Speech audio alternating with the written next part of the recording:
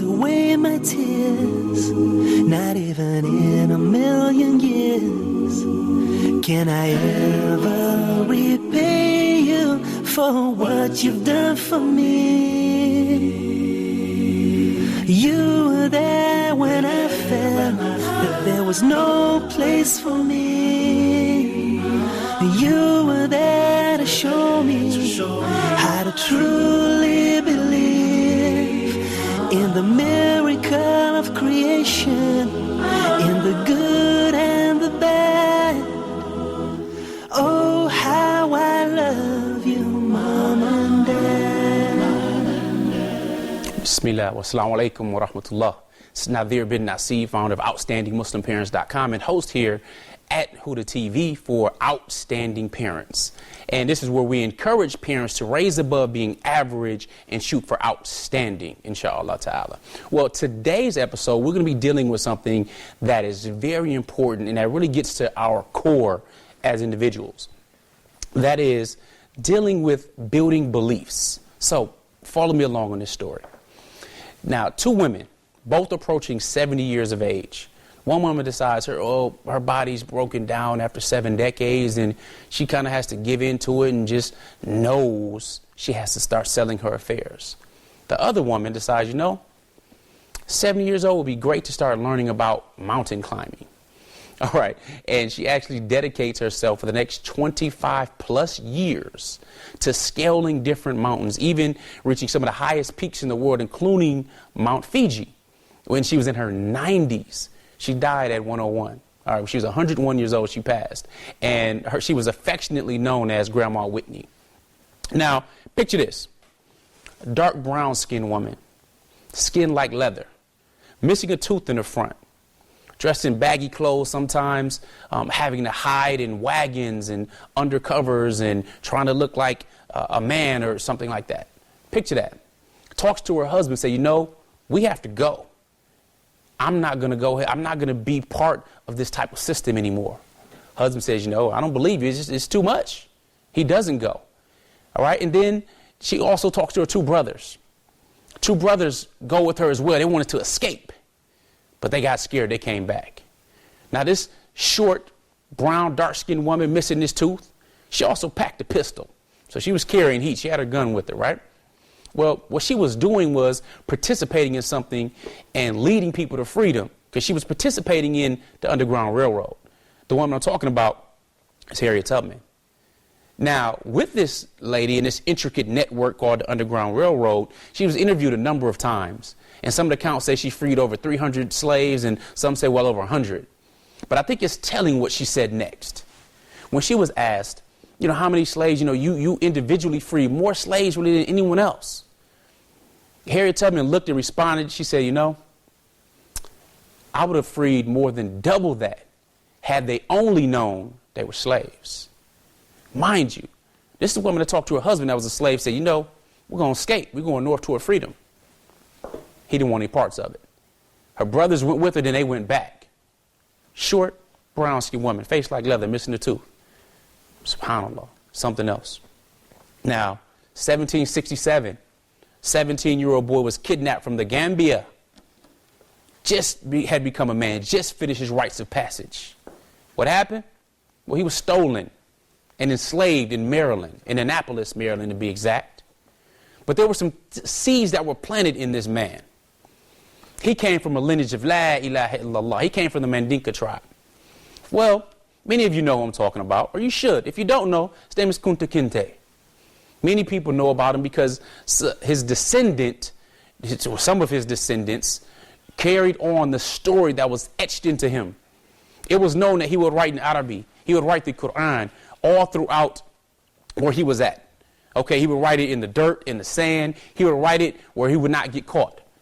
He didn't eat khanzir. He didn't eat any pork. So he put into his children after he got married, even when he got married. I remember when I was studying Islam and I read the book, Roots.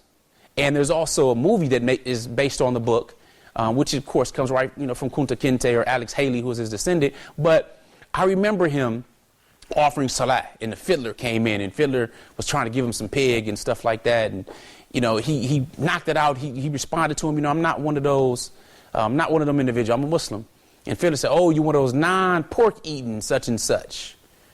Okay, this happened in 1767, but there were some seeds planted in this Muslim man. And what did he do? Kept his deen. When he got married to his only option, the Christian slave, he said, no, I'm not going to be a Christian man. He stayed on his deen. And then he taught his children the importance of his history, his family's history, and their deen as well.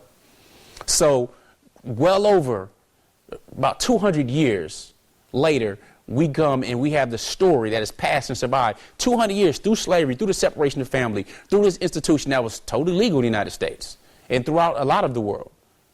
From this stolen African Muslim. Alhamdulillah.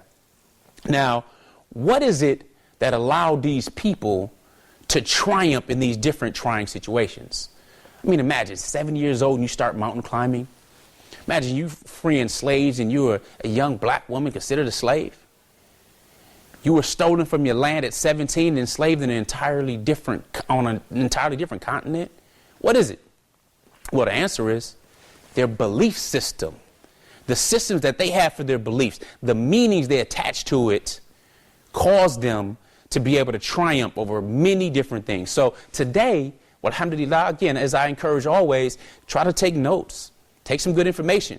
And of course, at the end of the show, we'll send you to where you can get some more details. But try to take notes and pay close attention, because this goes to the core of where we are as parents and in the formation stages of our children, who are constantly developing and changing and growing into different beliefs as they grow. So what happened? Think about it. We have a number of stories in Islam. In Surah Al-Yusuf, we hear about Yusuf, and the Prophet ﷺ talked about if he was to stay in prison for the time that Yusuf did, he would have accepted the offer. And the offer was accepting freedom. When Yusuf was given the opportunity, just go ahead and go free. And he had a condition: I'll go free if you expose my innocence and that I was not guilty of what you locked me up for. Other words, I'm going right back here. My reputation, my everything, alhamdulillah, that has to be cleared up first.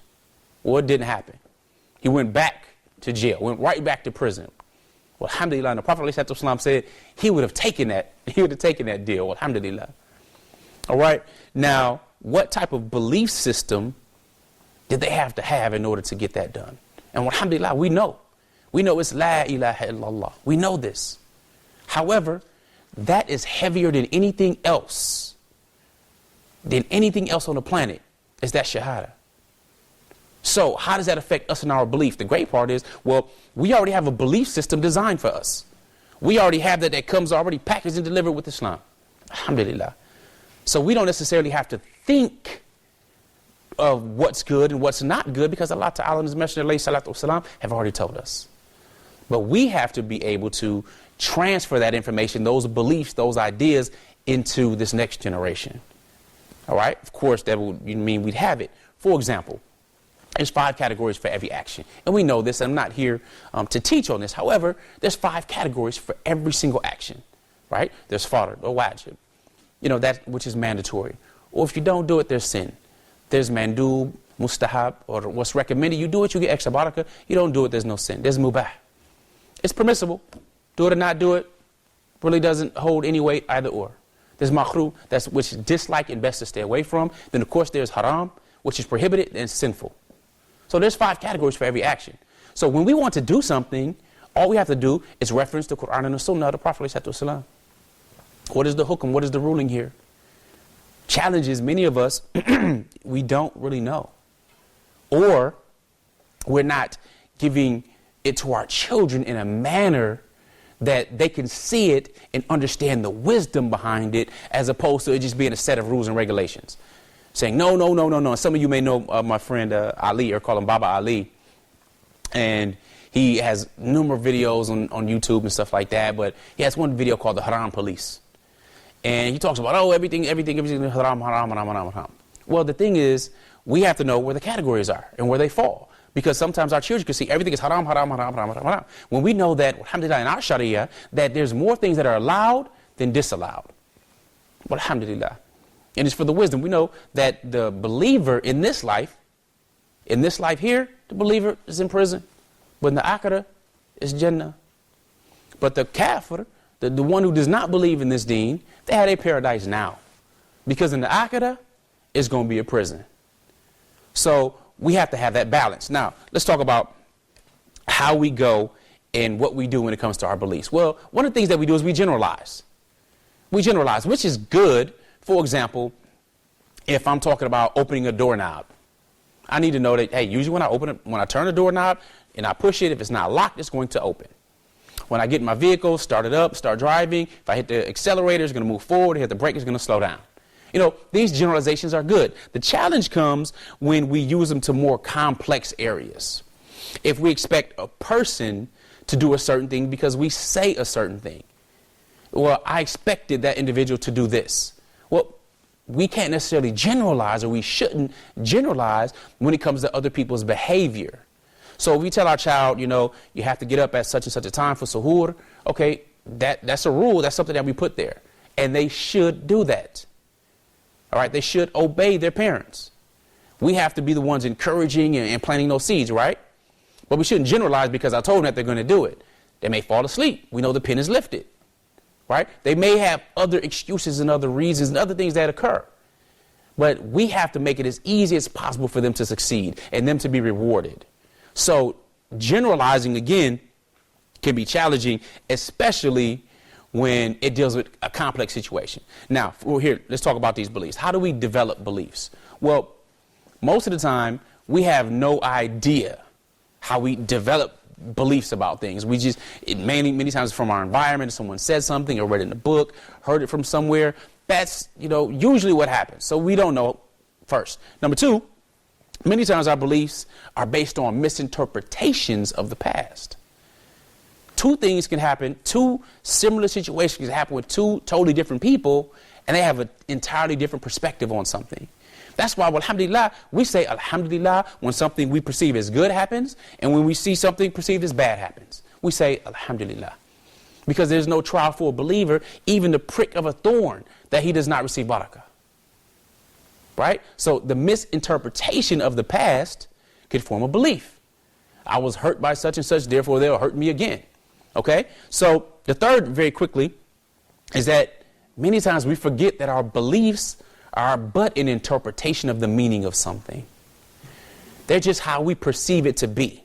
And inshallah ta'ala, we'll talk about really what a belief is as soon as we come back from break. So, alhamdulillah, stick with us, and I'll see you right after the break, inshallah. Ma'as-salama. Oh, how I love you, Mom and Dad.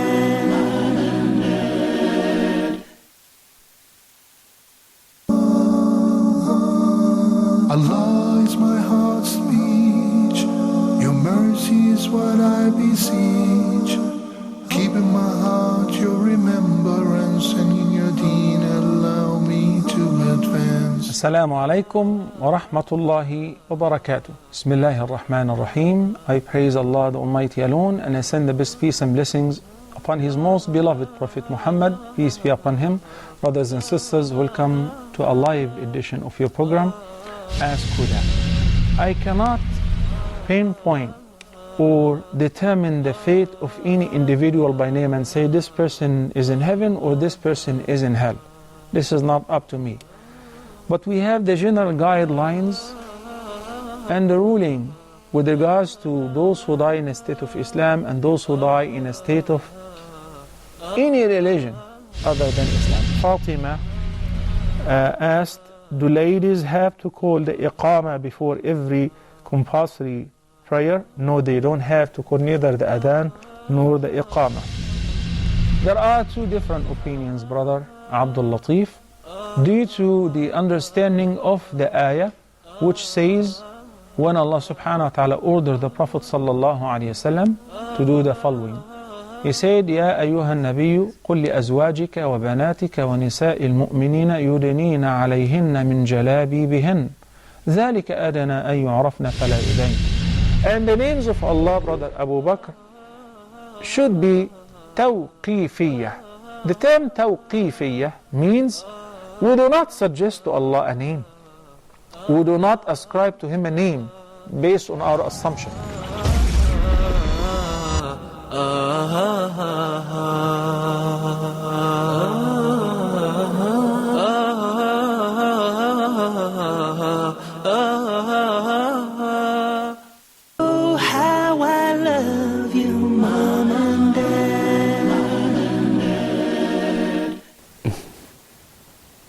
Assalamu alaikum wa rahmatullah. Welcome back. All right. Now let's talk about this very important thing called a belief, because we're talking about developing business or belief systems, right? All right. So we want to treat it like a business. So if we could actually open something up and actually look at it or re-engineer it, that's what we're going to do. So what is a belief? Now, in my definition, say a belief is a feeling of certainty. It is just a feeling of certainty. So, for example, if you believe you're intelligent, say, you know, I'm intelligent. Why do I believe I'm intelligent? Well, picture it like this. I want you to imagine with me, if you will, a table. Of course, you have a tabletop, and let's put 4 legs on the table. So you're imagining a table with 4 legs, right? Well, if someone tells my child, hey, you're intelligent, and the child says, you know, I am, that's kind of an idea. It hasn't become a belief yet.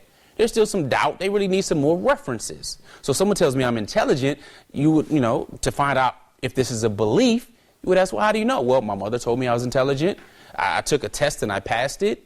Or I learned how to do this and I still remember it. I taught someone else that. You know, these help put the legs or the pillars around this table. So keep that in mind. As you're building a belief in a child, if you want your child to believe they're smart or they're beautiful, you tell them they are. That plants the seed of that idea. Then you nurture the seed with compliments. You say, well, alhamdulillah, yes, you're intelligent. Look how you performed wudu. You performed it well. You went up to your elbow and got your elbow. Look how you offer salat. You were praying in sujood to your Lord. Well, alhamdulillah, that is intelligent. There are many people that are ignorant. They don't even know their Lord, know how to take care of themselves in their bathrooms. So these different references helps build them up.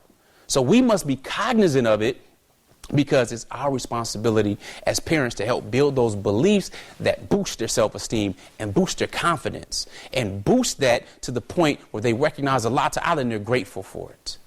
So it goes from an idea, really is that seed, like, oh, well, But when you believe something, again, it's that feeling of certainty. It's where you have that competence. And that's our responsibility, again, not only for our children, but for ourselves as well. So as being an outstanding Muslim parent, you would likely be outstanding or on your way before you even get there. There's different measurements and different tools and strategies and stuff that we'll use, but it starts with your belief. Because that belief system is what changes and separates you from the average. And like I say, who wants to be average? Which is the bottom of the top or the top of the bottom. Okay? Now, I want to talk about conversions, or when people call converts or reverts or whatever they like to call, basically people who have accepted Islam, and the power that comes with the sweetness of Iman. We know of the hadith of Prophet ﷺ, who talks about whoever possesses these 3 qualities, these 3 things, has the sweetness of Iman.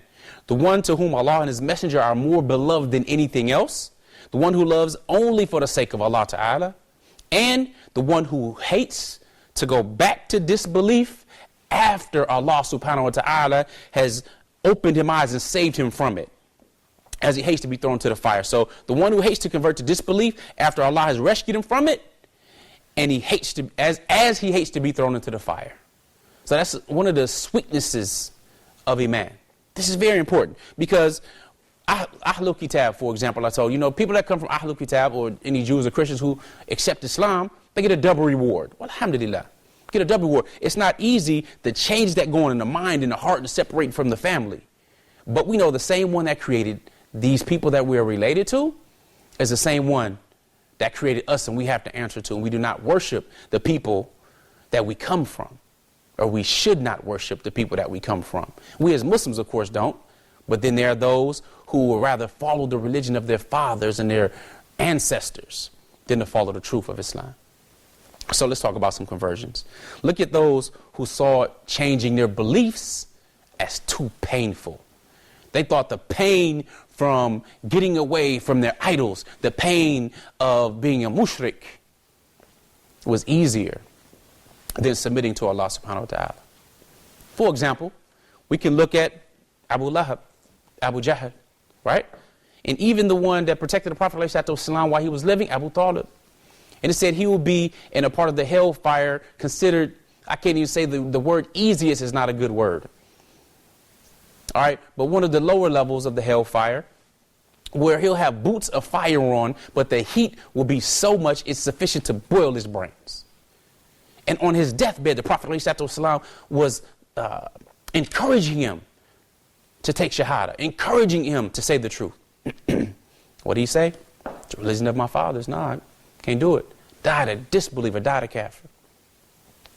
The pain he thought of accepting this deen al-haq was worse for him.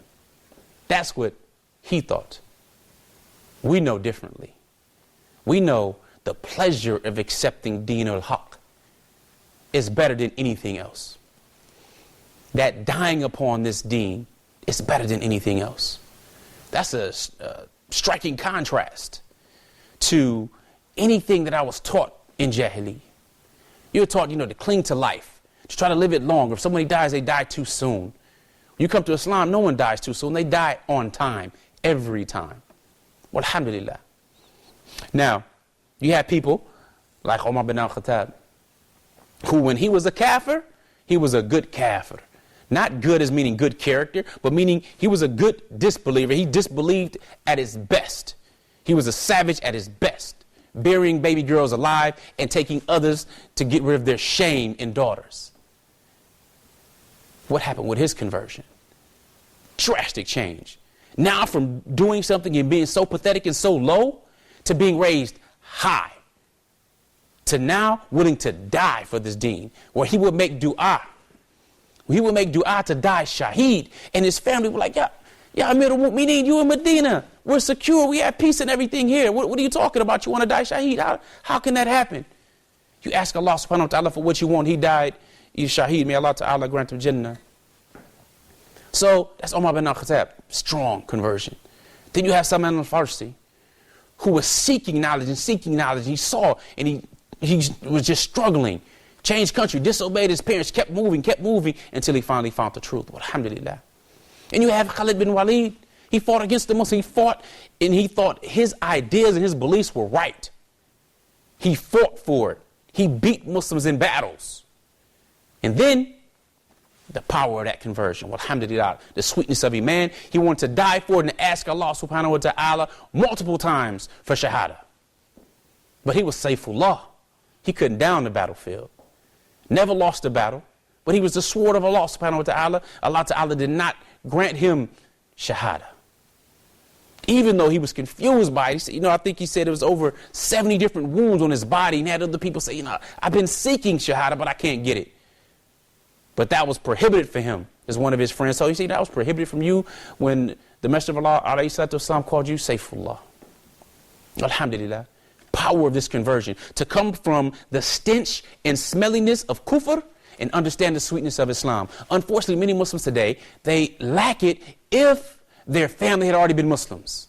So I talk with a lot of Muslims in the West in particular. They have immigrated to the West, first generation. They have children. Children are born in America. They see the allure. They get pulled many different ways.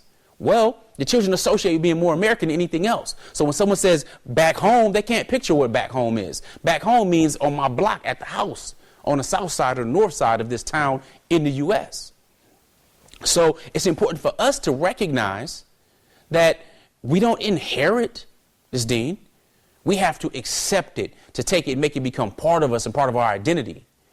But for those who know the stench of kufr, as opposed to those who don't, we see those blindly going towards jahil.